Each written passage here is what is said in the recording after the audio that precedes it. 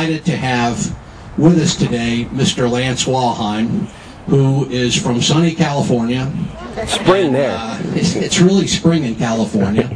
And Lance has written over 30 books on various different types of horticulture. We also have with us Mr. Rod Brillhart from Bayer Advanced. And I'd like to thank Rod and Bayer for sponsoring Lance today. We're delighted you're with us today, and without further ado, let me introduce you to Lance Walheim, and we'll get going. Thank you, Wally. They've been very hospitable, treating me very well here. Good morning, brothers and sisters. Good morning. Welcome to another meeting of the Church of Roses. Before we get started, I need a testimonial. How many of you, excuse me, there I started right stepping on somebody. How many of you think roses are hard to grow? Be honest. I think I do a little bit. Okay. You're going to be saved here today. We're going to pass out a handout so you can be reminded of what the roses look like. This is a presentation, PowerPoint presentation that I do.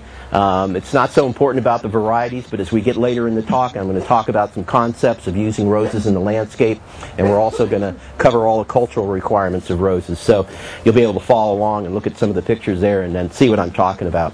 So why don't we go ahead and hang that out. I have about, usually when I give these talks indoors and I use my PowerPoint presentation, it's concise, it's together, very organized. I'm not going to have any of that today. So I have these 5 or 6 rules that I like to talk about. And we're going to get started with the first one, and then we're going to stray a little bit, and we're going to talk about the newest roses and how to use those in your landscape. And then we're going to come back to the basic cultural requirements of roses and how to grow roses successfully. Rule number 1, choose the right roses. The old saying that a rose is a rose is not true. Roses are different. There's all different kinds of roses, and even within the groups of roses, there are varieties that do better in other climates. How do you get information about which roses do what best in your area? Local nurseries have great suggestions.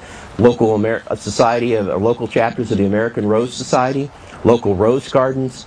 Your local cooperative extension also has a list of recommended rose varieties. It's surprising how much climate can affect rose varieties. How many of you grow say the variety Double Delight, Hybrid Tea? Do you notice a difference in the color of the rose first thing in spring and in the middle of the summer? The same thing with any of those bicolored roses. The differences between day and night temperatures, how cool it is at night, the amount of heat during the day can affect the color of the rose, can affect also how the rose opens. For instance, if you've got yellow roses, in the middle of the heat of summer, a lot of times those yellow roses will start to fade a little bit. If you live in a really cool climate, like in a coastal area, sometimes you won't get enough heat in the springtime to really open those big red full-petaled hybrid teas. So it's really important to do a little bit of homework and choose the right varieties you're going to grow.